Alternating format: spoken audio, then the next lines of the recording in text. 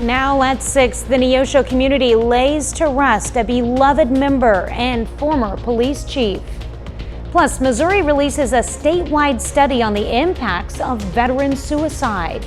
And as the temperatures rise, so do the dangers associated with the inside of a hot car. The 4 states' most watched news starts now. The Neosho community offers a final farewell to a former police chief, a devoted leader and cherished member of the community. This is KOAM News at 6. I'm Tanya Bach.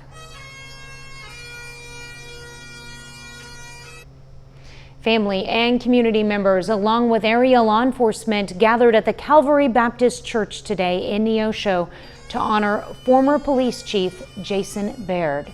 Friends, family, and colleagues paid heartfelt tributes to the beloved protector and community pillar. After nearly 30 years of dedicated service, Baird had recently retired, but his legacy of commitment and leadership lives on. Well, this week, the Missouri Veterans Commission released its inaugural Veteran Suicide Prevention Report. According to the Veterans Administration, more than 6,000 veterans have died by suicide since 2022. As Chris Bryant reports, that's an average of more than 17 every day. Across the country, on average, 34.7 out of every 100,000 veterans die by suicide. In Missouri, that number is higher, 42.6 out of every 100,000 veterans. It's not a male-female thing. It's not a age. A lot of people think, well, it's young people that are committing suicide, and that doesn't. We find that people in my age commit suicide at an equally high proportional rate. The head of the Missouri Veterans Commission says that the culture and stigma is starting to change in the military. But I see it is happening. We're addressing it more instead of it being in the background. People in leadership are willing to talk about it, but it is very difficult to do. The 9-page report outlines strategies to be used to help curb veteran suicides in Missouri. Required by Senate Bill 912 and House Bill 1495, the report is titled Left of Boom, the last available data for the state coming from 2022. We're not collecting the information. We don't have the data that it takes to fight this plague that we've got on our society, and particularly that's affecting veterans. St. Louis has the highest rate of veteran suicides in the state, making up 30.4% of the deaths by suicide, with Southwest Missouri in the second highest at 22.8%, followed by Kansas City at 21.1%. Some of it is transportation. We have Missouri is a rural state, and getting access to those resources to help someone in crisis, it may take a while to get them to that location or to find a mental health professional. Veteran suicides by firearms in the state of Missouri are also higher than the national averages. The stats show 66.4% of veteran suicides in Missouri involve guns. It's 55% nationally. The Missouri Veterans Commission only had a few months to get this report out, and it hopes that next year it'll be more in depth. This next year, we'll start delving a little bit deeper into what are some of the finer details of what's causing this plague on our society. If you or someone you know is suffering from a mental health crisis, you can call 988 and speak to someone who can help. And for veterans, there's a specific option that will connect you with a person specifically trained for helping current and former service members. Well, it's been 3.5 years since the Santulis' lives were forever changed. In October 2021, Danny Santuli suffered permanent brain damage after he was hazed at a fraternity party at the University of Missouri. Since then, his family has pushed for Danny's law to be passed in Missouri, and this week the governor officially signed it into law. Danny's law now provides immunity from prosecution for the first person to call 911 in a hazing-related emergency, and for anyone who provides aid at the scene. Danny's dad says this law is a, quote, no-brainer, and that it will save lives. And now he wants parents to have serious conversations with students and for students to take personal responsibility. Everyone has to stop thinking, well, they're 21, they're 22, they're 20 years old, boys will be boys. That's gone. That's out the window. No one, if anyone ever says that, we just walk away because they're adults, right? You're an adult. So you're not 12 years old anymore making stupid decisions like we all did. A lot of people made some really bad choices that night. Danny's law will take effect on August 28th. And last year, former President Joe Biden signed the Stop Campus Hazing Act. It requires colleges to include hazing incidents in their yearly reports and create specific policies against hazing. Santulli encourages parents to look at those reports closely before students pick where to go to college. A motorcycle crash in Jasper County takes the life of a Pittsburgh man. Troopers say the crash happened just after 5 last night near Kafer Road. According to the crash report, the motorcycle rear-ended a pickup at highway speed as the pickup was slowing for traffic. Authorities rushed the motorcycle driver, 29-year-old Christopher Roeder of Pittsburgh, Priority 1, to an area hospital with critical injuries, where he died later in the evening. Meteorologist Lindsay Gaffney joins us now with a first look at weather. Well, we're currently tracking storms in the region. Now we're watching as a front slowly drives into the area. You can see where storms are developing right along that cold front. Now, Ponca City storm we saw a little bit ago was very strong. It's dying down before it hits our area, but we do have a couple more storms that are starting to pick up again right along that boundary. So out near Yates Center, getting some heavy rain, up in Madison, even some lightning as well. Now all these are actually moving a little bit further up to the northeast, so it's going to be hitting Iola and Ozark next from where Yates Center storm is currently. Now, as these storms move in over the next couple of hours, we've got a slight risk for hail, very isolated risk for hail, but our main threat tonight is going to be that wind threat for most of our cities above Pittsburgh and to the northwest. Now, these are going to continue to move in again over the next couple of hours, staying mostly in our northern counties. You can see where those storms really ramp up. Those continue to push a little bit further out to the east and southeast through midnight tonight, but I'm going to have those details coming up. All right, thanks, Lindsay. With temperatures pushing into the 90s, the public is reminded to be mindful about leaving pets or people in hot vehicles. Temperatures can rise in only minutes, and people or pets left inside could experience heat-related illnesses like heat exhaustion and heat stroke, illnesses that can quickly result in death in some cases. And officials say that accidents do happen, but can be prevented by checking your back seat and not leaving children or pets unattended. King Jack Park plays host to some hot rods and even hotter food trucks as visitors head out to the annual Cruisapalooza. That's coming up later. But up first, teams of 4 plus 18 holes of golf. That equals a great time for folks in Crawford County and a fundraiser for a good cause.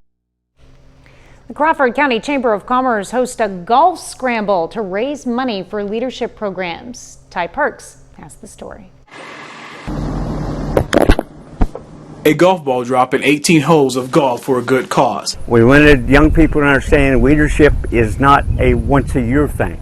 It's an everyday thing. That's how you make an impact on your community, is by doing good things all the time. The 2025 Chamber Foundation Golf Classic is a fundraiser where teams of 4 play 18 holes of golf. Oh, it's great to see the support that we get from our membership, and even non-members are out here today supporting the Chamber, which I think is huge. It just shows that people really care about our youth in the area and just about leadership opportunities in general. We speak with a leader of one of the organization programs about what makes them special and good for the county.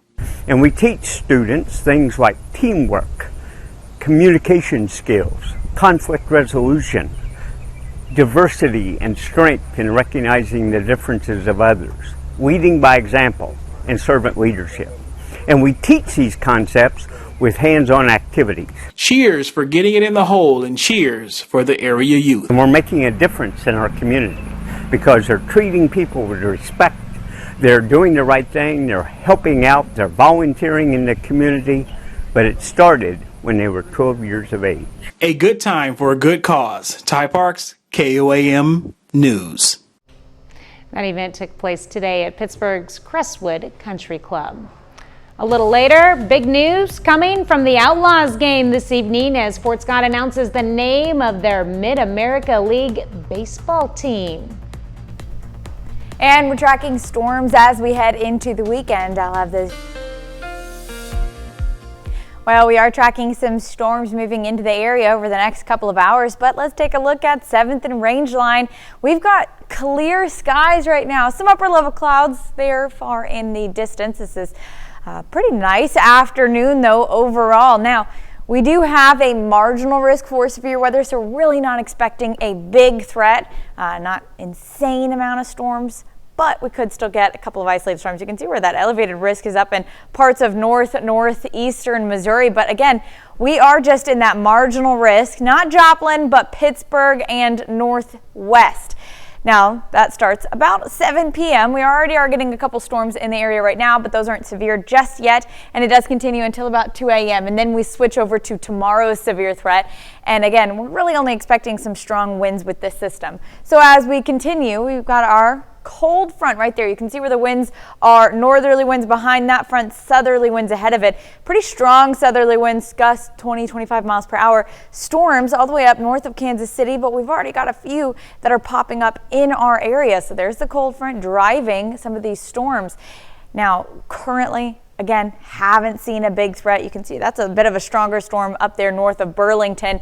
Madison's getting a strong storm and a little bit of lightning, and they're recycling behind those storms. Yates Center getting a little bit of rain, but that's dying down before it hits Iola. Now taking a look at downtown Joplin, most of us are in the clear. We've got beautiful blue skies over the next hour or so before storms really start to push into our western counties. You can see this is from the Cornell Arts and Entertainment Complex. Now, rain chances, again, even though we're getting isolated storms in our western counties by 7 p.m., we are going to see a little bit more of a widespread threat by 2 a.m. So you can see where that spike is. That continues into the morning. We've got another round coming in Saturday evening as well. So let's go ahead and break it down. Now, future track. So this is just a model, not necessarily exactly what's going to happen, but we do have those storms up to the north. Now, the storm south in Caney near Bartlesville, that is dying down, so we may not see that make it into our area until a little bit later in the evening. But you can see it dies down pretty quickly. Not really expecting any more rain in the south or northeastern parts of Oklahoma just yet. But you can see in the northern part of this front in our area, some storms developing along it. So this one's going to hit Pittsburgh, and that could be a little bit of a stronger storm, seeing gusts 50 to even pushing up to 60 miles per hour. But again, after midnight is when we're going to see more of a widespread threat, heavy rainfall, training storms, which could lead to flash flooding. So we are under a flood watch in northeastern Oklahoma. Hasn't been extended to any of the other states in the region yet. Now those continue to push further south of I-44 by about 4 to 5 a.m. on Saturday, and they just hang around there for most of the morning. We're really not seeing a break in the rain, which is why we've got that flood watch as we head through the next 24 hours. Now tomorrow our threat is mostly again for our central and southern counties. That's where we're going to see a little bit more of a high hail threat. That's going to be mostly Saturday evening and into Sunday, but those storms aren't clearing out until Monday. All right. Well, a lot to keep your eye on this weekend. Absolutely. That's for sure. I'll keep everybody updated. All right. And you're good at it too. All right. Thanks, Lindsay. Still ahead, the Joplin Outlaws prepare for their series in Fort Scott, plus another Kansas City Royal is named to the Midsummer Classic. Ben McLeish has those stories and more up next in Sports. In under an hour, the Joplin Outlaws take on the Texarkana Rhinos. But tonight's game isn't an ordinary Mid-America League matchup. Tonight's contest isn't being played in Joplin or Texarkana. It's in Fort Scott, Kansas at the LaRoche Baseball Complex. That's because in the second inning, we'll find out the name of Fort Scott's 2026 baseball team. The Mid-America League adds 2 new teams next season. We know Fort Scott is one of those teams, and tonight they unveil their club's name, logo, and identity. First pitch for tonight's game is at 7:05. In the major leagues, the Royals and Cardinals begin their final series before the All-Star break. The Cardinals take on the scuffling Braves, who've lost 8 of their last 10. St. Louis sits just 1 game out of a wild card spot and could use a series win heading into the Midsummer Classic. The Redbirds sit in 3rd place in the NL Central, but are hanging around only 5.5 games out of the first place Cubs. First pitch against Atlanta is at 7:15, and the Royals take on the Mets. They've got a tough assignment tonight. Ace Kodai Senga is on the mound for New York. Kansas City is on a roll. The Royals have won 4 games in a row and 7 of their last 10. Now sitting just 2 games below 500, KC can head into the All-Star break over 500 with a sweep of the Mets. First pitch for tonight's matchup is set for 7:10. And the Royals got some good news earlier today. Their closer Carlos Estevez is named to the 2025 AL All-Star team, replacing Jacob deGrom. Estevez posts a 2.03 ERA for KC and has 25 saves on the season. Estevez will join Kansas City's Bobby Witt Jr. and Chris Bubich in Tuesday's All-Star game. In the Mink League, the Nevada Griffins have a road matchup with the St. Joe Mustangs. The Griffins are on a 4-game losing streak, and they'll try to break it against the Mink League's top team. With just 4 losses on the season, the Mustangs will be tough to beat. This one starts in under an hour. Well, that's all for sports. We're back with more after this. Here's a look at what's coming up on KOAM News at 9 on Fox 14. Parents with children who have heart conditions may worry about getting outside fun time. And we'll have some good news from the experts. Plus, the FAA says it's working to address air traffic controller shortages. And the president announces a new round of tariffs. What this could mean for our neighbors to the north. Those stories and a lot more tonight on KOAM News at 9 on Fox 14. Well, King Jack Park in Webb City comes alive as food trucks and city crews gear up for the 2025 Route 66 Cruisapalooza Festival. This year's event will feature everything from live entertainment to several children's activities. Organizers say the event is a good opportunity to celebrate the community as well as those who've served. Absolutely, we've got many crafters and quite a few food trucks with some snow cones and cold treats, ice cream, that sort of thing as well. We're just going to have a great event. And then tonight, Hope for 22 has their premiere event, which is a sock hop, ice cream social, and a pinup girl contest. Well, this event starts tomorrow and runs from 10 in the morning until 10 at night. They'll be watching the weather too. Yes, well, we do have some storms in the forecast. Unfortunately, storms start this evening. We're going to have hit and miss thunderstorms, but they become a little bit more widespread overnight tonight and in through Saturday morning. But for most of the day Saturday, those storms are mostly going to stay south of I-44. Which is good for this tournament in Fort Scott. Yes, Fort Scott is getting a new baseball team next year. Tonight, we'll find out their team name. I'm going to guess Monkeys. That's my guess. Okay. Fort Scott Monkeys. Well, if they have, I've heard that the winner is like the person that's that selected the team or that came up with the name is supposed to be there. Yes. Or something. They're going to recognize them. So I know it's not Dragoons because that is the team name that we submitted here. Interesting. Disappointed. I really wanted the Dragoons. That would have been a good name for sure. Yeah. Would it be? Thanks for watching. We'll see you right back here at 10. Have a great evening and an even better weekend.